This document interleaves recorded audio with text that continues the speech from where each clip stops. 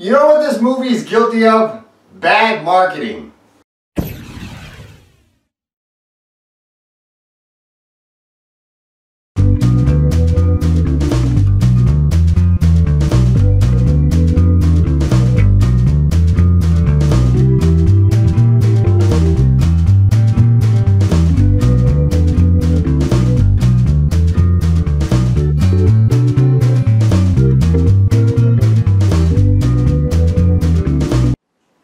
It Comes at Night, directed by Trey Edward Shults, starring Joel Edgerton, Carmen, I don't know how to say her last name, so I'm going to put it up on the screen here, Kelvin Harris Jr., Christopher Abbott, and Riley Cano. I don't know how to say her name either, so I'm going to put it up on the screen as well. This movie has been marketed as a horror film, but unfortunately it is not exactly a horror film, or not exactly a horror film as it is advertised. It's more survival horror than monster horror, really. The movie is about a family living out in the woods in an abandoned cabin that's all boarded up. The family consists of Joel Edgerton's character Paul and his wife Sarah, played by Carmen. And then you have their son, who's now 17, Travis, played by Kelvin Harris Jr., and they have a dog. They've been living in the woods, doing the best they can to survive out there, and they've been very scared of something that comes at night, something that they believe is out there at night. And they only come out during the day when they have to, and if they do come out at night, they go out usually not alone. And sometimes when they go out in the daytime, they wear gas masks and gloves in order to protect themselves from the outdoors, because whatever is happening is making people sick. One night, somebody is trying to break into Paul's home. Not it, though. It is what is really breaking into Paul's home, though, is a man played by Christopher Abbott, Will, who is trying to find some food and water because his family is starving out there. And when Paul finds out that this man is trying to break into his home, he catches the guy, and the next day he takes him out into the woods and tries to find out if this guy is sick or not, because he's afraid for the health of his family and everything. Once he realizes that Will is not sick, he sees what Will wants and finds out that Will wants food and water for his family. And they come to an understanding that maybe they can try to survive together.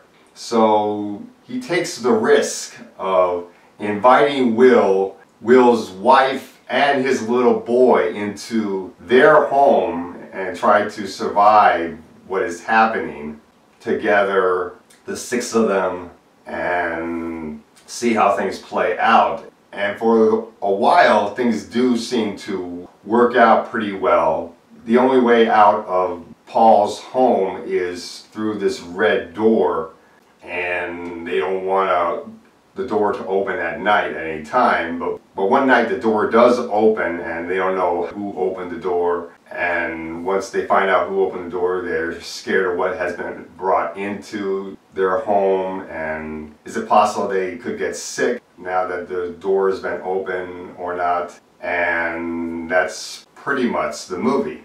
Now, I was very curious about this movie because it's coming from Studio A24, and when A24 does thrillers like this, like they did with The Witch, that movie was very scary, and it had a lot of great atmosphere and a lot of great tension and everything. And I was hoping that this movie was just going to be equally scary in its own way.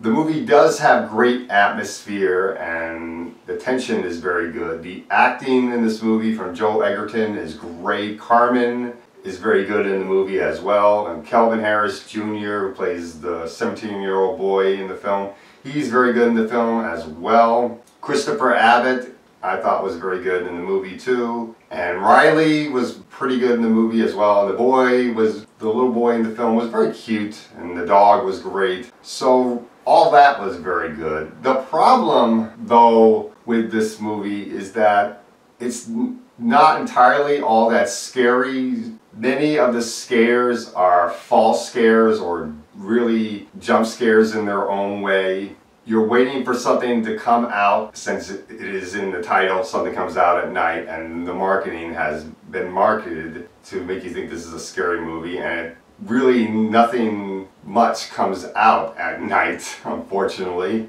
But despite all this, I still like the movie because of the tension, because of the acting, the cinematography, and the performances were all very good and everything. So that helped me with the movie, even though it wasn't as scary as I hoped it was going to be. But the subject matter, I thought, in and of itself was very scary, and if you were in this situation, what would you do? That part was kind of scary. So overall, I'm going to give this movie a B. I thought it was a pretty good movie, but I don't think it's a movie for everybody, and I do think if you decide to go see this movie, be ready for the fact that this movie is not exactly as scary as it is being marketed. And that's why a lot of people are not liking it as the critics are liking it. The critics are liking it a lot, but the audiences are not, according to the Rotten Tomatoes score. And that's all I gotta say for It Comes at Night.